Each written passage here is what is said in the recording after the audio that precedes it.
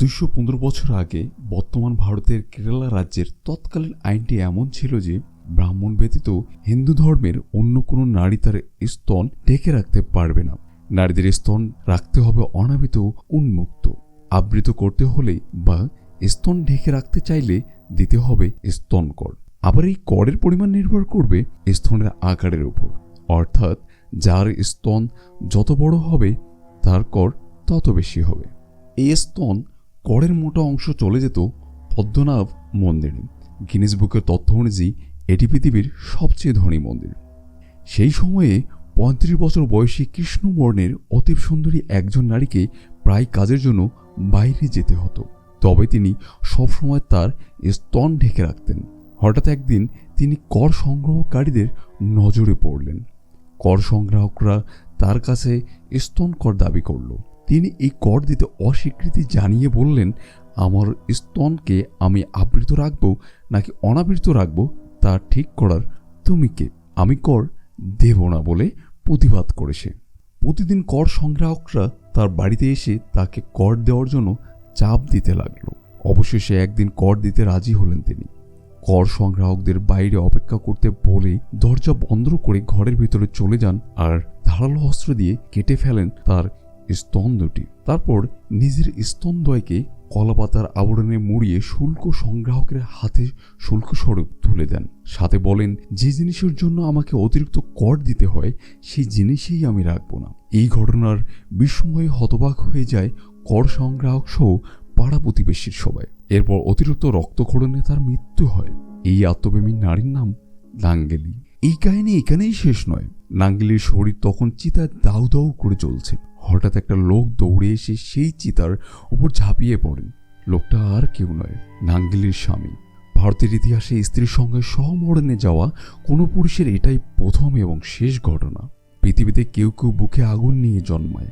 কোনো অন্যায় তাদের সামনে আসলেও তা তার বুকে স্থান পায় না। বুকের আগুনে পুড়ে ছারখার হয়ে যায় সব অন্যায়গুলো। পরেই পুরো ভারতে ছড়িয়ে পড়ে এই ঘটনা।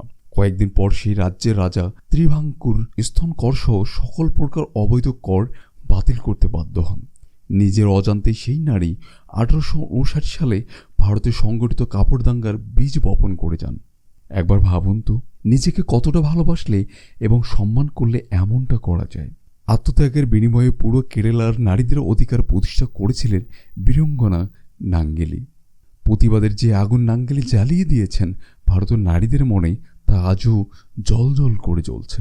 তো বন্ধুরা, সত্য ঘটনার উপর নির্মিত এই ঘটনার সাক্ষী হতে চলেছে আজ। 2022 সালে এই ঘটনার উপর নির্মিত মুভিটি সম্পর্কে জানবো আমরা। তাহলে চলুন।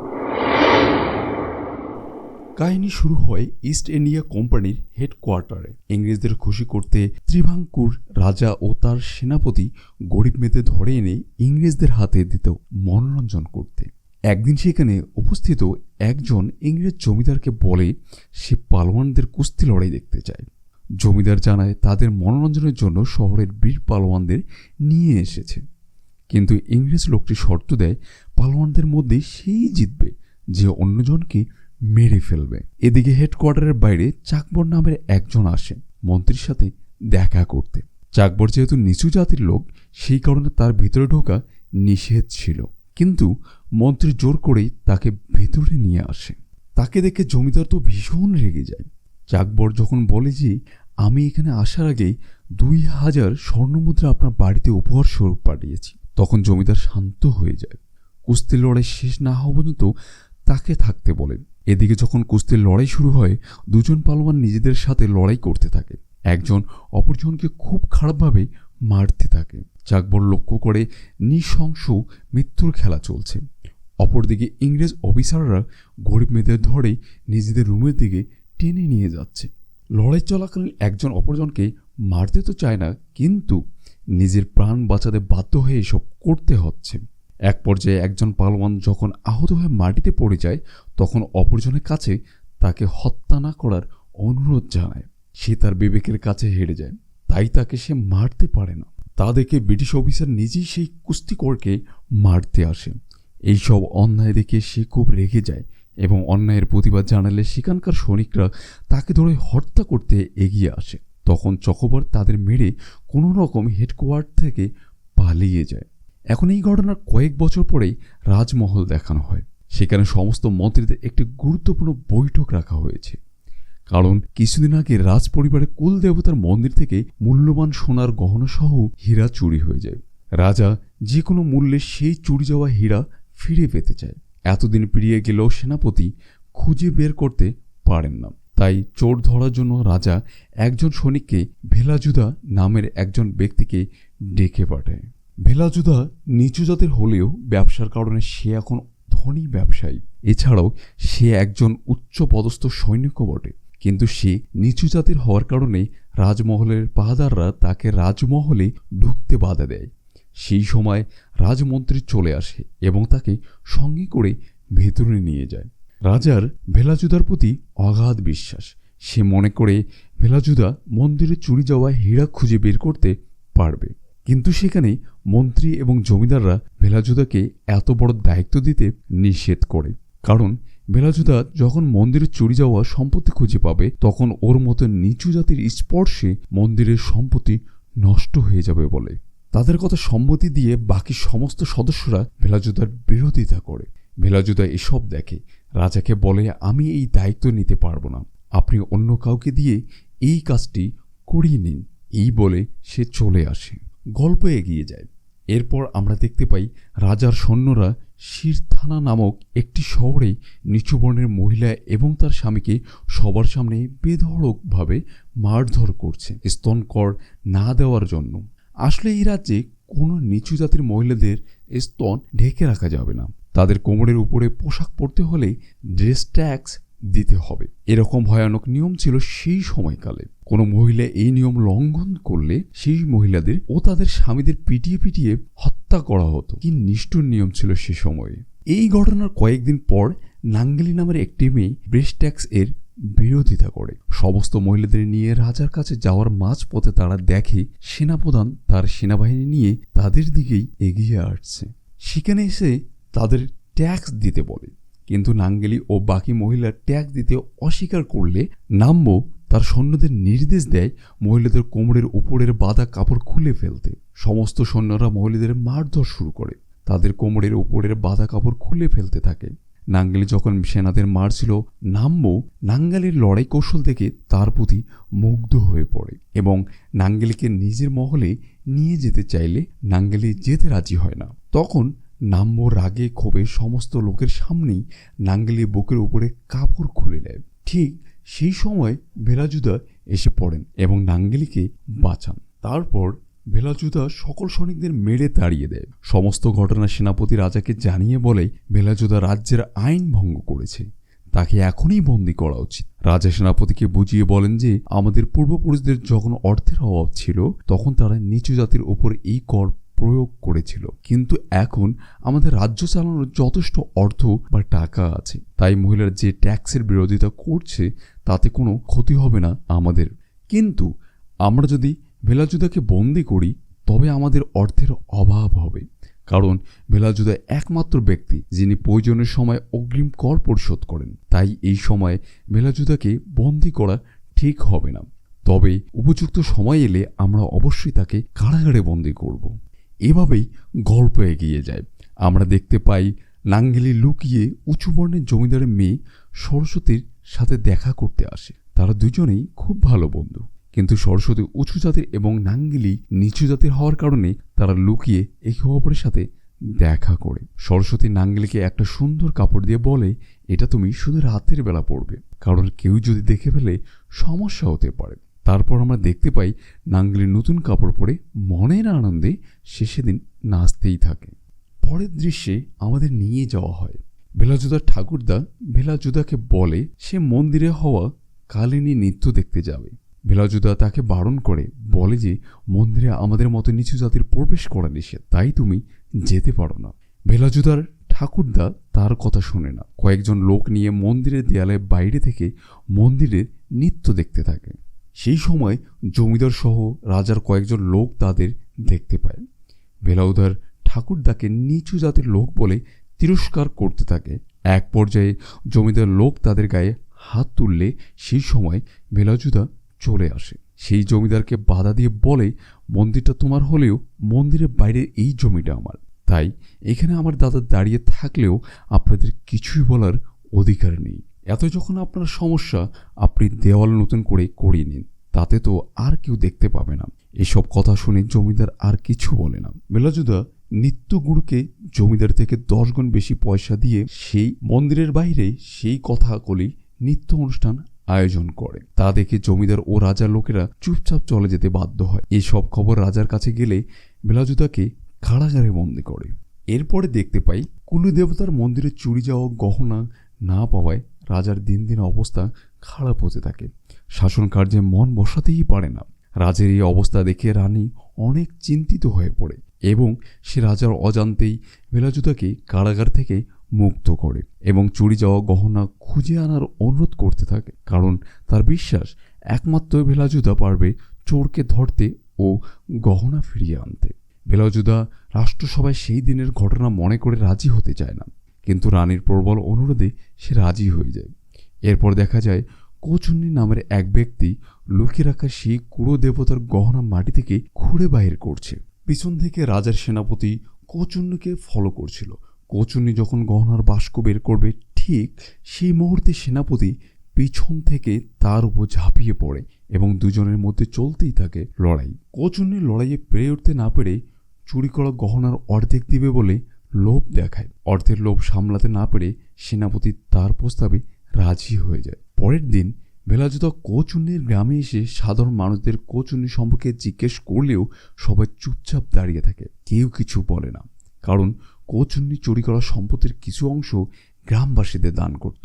তা বুঝতে পেরে বেলাজুদা বলে, আমি প্রতিশ্রুতি দিচ্ছি আগামী 1 বছরের সমস্ত ভরণ পোষণের দায়িত্ব আমার, শুধু কোচুন্নির পরিচয় আমার চাই। এই কথা শুনে গ্রামবাসী কোচুন্নির বাড়ি দেখিয়ে দেয়। তারপর দেখতে পাই কোচুন্নির স্ত্রী কাতার কাছ থেকে জানতে পারে যে লুকিয়ে রাখা মালপত্র কোথায় সে লুকিয়ে রাখে। বেলাজুদা সেখানে পৌঁছায় এবং দেখতে পায় কোচুন্নি ইংরেজদের সাথে গহনার বাক্সের ডিল করছিল। বাধা দিলে সেখানে বেলাজুদার এবং কোচুন্নির সাঙ্গপাঙ্গদের সাথে ফাইট চলতে থাকে। এক সময় বেলাজুদা কোচুন্নির গলায় দড়ি দিয়ে টেনে হিঁচড়ে শহরের মাঝ দিয়ে রাজ দরবারে নিয়ে আসে। চোরকে দেখতে সমস্ত সাধারণ মানুষরা ভিড় করতে থাকে, কিন্তু নিচু জাতির মহিলারা শরীরের উপরের অংশে কাপড় পরে আসার কারণে মন্ত্রী এই বিষয়ে রাজাকে জানালেও রাজা সেদিন আর কিছুই বলে না, কারণ বেলাজুদা একমাত্র ব্যক্তি যে মন্দিরের গহনা ফিরিয়ে আনতে পেরেছে এবং সে খুশি হয়ে বেলাজুদাকে সেনাপতি পদে নিযুক্ত করে, যার ফলে বেলাজুদার ব্যবসা বাণিজ্যর প্রসার করতে থাকে এবং সে বিদেশে মশলা ভর্তি বড় বড় জাহাজ রপ্তানি করতে শুরু করে। তার কিছুদিন পর আমরা দেখতে পাই নাঙ্গিলি সরস্বতীকে নিয়ে বেলাজুদার কাছে দেখা করতে আসে। সরস্বতী বলে তাকে জোর করে একজন বৃদ্ধ রাজার সাথে তার বিয়ে দেওয়া হচ্ছে, যার বয়স 90 বছর। এই বিয়ে বন্ধ করার জন্য বেলাজুদার কাছে সাহায্য চাইলে বেলাজুদা বলে সে শুধুমাত্র নিচু জাতির মানুষের অধিকারের জন্য লড়াই করছে, আর সে যদি উঁচু লোকদের ব্যাপারে হস্তক্ষেপ শুরু করে তাহলে তার সাথে সাথে সাধারণ মানুষও ক্ষতিগ্রস্ত হবে। তাই তোমার লড়াই তোমাকেই লড়ে যেতে হবে। সে সরস্বতীকে বুঝিয়ে বলে এবং বলে, তুমি যদি বুদ্ধিমতী হও তাহলে আমার কথার গভীরতা তুমি বুঝতে পেরেছ। এরপর সরস্বতীর সাথে সেই বয়স্ক বিদ্যার বিয়ে হয়ে যায়। প্রথম রাত্রি জোর করে সরস্বতীর সাথে ইন্টিমেট হওয়ার চেষ্টা করে। তখন সরস্বতীর বেলাজুদার কথাগুলি মনে পড়ে এবং তাকে গলা টিপে হত্যা করে। সিন কাট হয়। কারাগারে সেনাপতি কোচুন্নির সাথে দেখা করতে আসে। কোচুন্নি বলে তার প্রতিশোধ চাই। সেনাপতিকে কোচুন্নি বলে, তুমি যদি বেলাজুদাকে মেরে ফেলতে পারো তাহলে গহনার বাকি অংশ তোমাকে দেয়া হবে। তারপর দেখতে পাই কয়েকজন নিচু জাতির মহিলাদের কাপড় পরে আসতে দেখে মন্ত্রী তাদের ট্যাক্স চায়, কিন্তু ট্যাক্স দিতে রাজি না হলে মন্ত্রী তাদের বেঁধে নিয়ে আসতে বলে এবং তাদের গায়ে গরম লোহার রড দিয়ে ছ্যাঁকা দিতে থাকে। পরের দিন নাঙ্গলি এসে বেলাজুদাকে জানায় মন্ত্রী কয়েকজন মেয়েকে নাকে সোনার গহনা পড়েছিল বলে তাদের নাকটাই কেটে দিয়েছে। এসব শুনে বেলাজুদা ভীষণ রেগে যায় এবং বেলাজুদা বলে এই সব কিছুরই প্রতিশোধ নেওয়া হবে। তার পরের দিন কুল দেবতার মন্দিরে পুজো দিতে যায়। ওই দিন সব মেয়েদের পুরো পোশাক পরে এবং নাকে সোনার গহনা পরে আসতে বলে। মন্ত্রীর কানে এই খবর পৌঁছলে সেও সেনাবাহিনী নিয়ে মন্দিরে উপস্থিত হয়। প্রথমে সে মহিলাদের কাপড় খুলে ফেলতে বলে, না হলে ট্যাক্স দিতে হবে। কিন্তু ভেলাজুতা তাদের এ কাজ করতে নিষেধ করলে মন্ত্রী ও তার সেনাবাহিনী তাদের উপর আক্রমণ করে। একের পর এক সৈনিকদের ভেলাজুতা মারতে থাকে। নাম্বো নামের একজন সৈনিক ভেলাজুতার ঠাকুরদাদাকে মেরে ফেলে। এই সেই সৈনিক যে সবার সামনে নাঙ্গিলির শরীরের উপরের কাপড় খুলে নিয়েছিল। কচুন্নি নামের চোরের সাথে যে সেনা হাত মিলিয়েছিল সে ভেলাজুতাকে লক্ষ্য করে গুলি করে। ভেলাজুতা তাকে দেখতে পেলে সে জঙ্গলের দিকে পালাতে থাকে। এরপর সামনে সেনাকে দেখতে পেয়ে গুলি করে এবং গুলির আঘাতে সে সেনা সদস্য সেখানে পানিতে পড়ে মারা যায়। পরের দিন রাজ দরবারে মন্ত্রী রাজাকে বলতে থাকে এসব ঘটনার কথা এবং ভেলাজুতাকে ফাঁসির সাজা ঘোষণা দেওয়ার জন্য দাবি করছে। রাজ দরবারে ভেলাজুতা বলে, নাম্বো বিনা দোষে আমার ঠাকুরদাকে হত্যা করেছে, আর সেনাকে মারার জন্য আমার কোনো অনুশোচনা নেই, কারণ এই সেনা রাজমন্ত্রীর নির্দেশের সমস্ত খবর কুজনকে জানাতো। আর কুলু দেবতার গহনা চুরির সঙ্গে শুধু কচুন্নি নয়, রাজমন্ত্রী এবং এই সেনা এরা দুজনেই দায়ী ছিল। তাই রাজা রাজমন্ত্রীকে কারাগারে বন্দী করার নির্দেশ দেয়। রাজা জানান যে তদন্তের মাধ্যমে বিচারের শুনানি কয়েকদিন পর ঘোষণা করা হবে এবং ভেলাজুতাকে মুক্ত করে দিতে বলে, কারণ সে যা কিছু করেছে সাধারণ মানুষের ভালোর জন্যই করেছে। সেদিন রাতে কয়েকজন মন্ত্রী মিলে ভেলাজুতাকে হত্যার পরিকল্পনা করে। তদন্ত হলে তাদের নামও বেরিয়ে আসবে। তারাও তো রাজভাণ্ডার থেকে অর্থ চুরি করেছে। এর কয়েকদিন পরের ঘটনা দেখানো হয়। ভেলাজুতা ও তার সঙ্গীরা মিলে মশলাভর্তি জাহাজ বিদেশে রপ্তানি করার উদ্দেশ্যে প্রস্তুত হতে থাকে। সেই সুযোগে মন্ত্রীর পাঠানো একজন লোক এসে তাদের খাবারে ঘুমের ওষুধ মিশিয়ে দেয়। তারা বাণিজ্য তৈরি নিয়ে বেরিয়ে পড়ে এবং সেই খাবার খেয়ে মাঝ সমুদ্রে জাহাজের সমস্ত লোক ঘুমিয়ে পড়ে। সেই সুযোগে মন্ত্রী তাদের সেনাবাহিনী মিলে ভেলাজুতার জাহাজে আক্রমণ করে এবং তাকে একে একে ভেলাজুতার সঙ্গীদের মেরে ফেলতে থাকে। একসময় ভেলাজুতার ঘুম ভেঙে যায়। সে সব দেখে তাদের সাথে লড়াই করার চেষ্টা করে, কিন্তু ওষুধের সাইড এফেক্টের কারণে লড়াই করতে পারে না। সেনারা তাকেও হত্যা করে মেরে ফেলে সেখানে। এর পরের দিন সমস্ত গ্রামবাসীর সামনে নাঙ্গিলিকে ধরে এনে ব্রেস্ট ট্যাক্স দিতে বলে। সে রাজি না হলে তাকে খুব মারতে থাকে। ভেলাজুতা ও নাঙ্গিলির হয়ে কোনো গ্রামবাসী মন্ত্রীদের বিরুদ্ধে কথা বলার সাহস পাচ্ছেন না। মন্ত্রীর লোকেরা যখন নাঙ্গিলির বাবাকে ধরে এনে অত্যাচার করতে থাকে তখন নাঙ্গিলি তা দেখে আর সহ্য করতে পারে না। সে স্তন ট্যাক্স দিতে রাজি হয়ে যায়।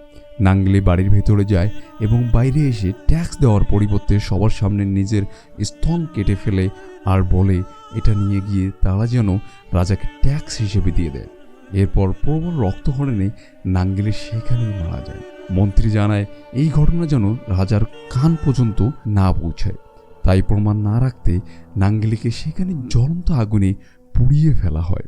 নাঙ্গিলির হবু স্বামী এইসব দৃশ্য দেখে আর সহ্য করতে না পেরে সেই জ্বলন্ত চিতায় ঝাঁপ দিয়ে সেও আত্মহত্যা করে।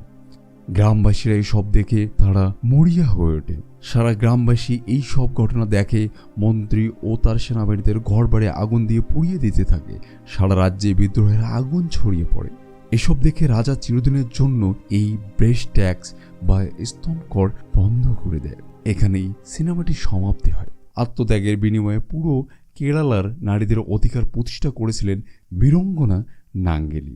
প্রতিবাদের যে আগুন নাঙ্গেলি জ্বালিয়ে দিয়েছিলেন ভারতীয় নারীদের মনে, তা আজও জ্বলজ্বল করছে। বন্ধুরা, সত্য ঘটনার উপর নির্মিত এই ইতিহাসটি আপনাদের কেমন লাগলো অবশ্যই কমেন্ট করে জানাবেন। তো বন্ধুরা, আজকের মতো বিদায় নিচ্ছি। আমি মজনু সরকার মুরাদ। আবারও কথা হবে নতুন কোনো গল্পে। সেই অবধি সুস্থ ও ভালো থাকুন। খোদা হাফেজ।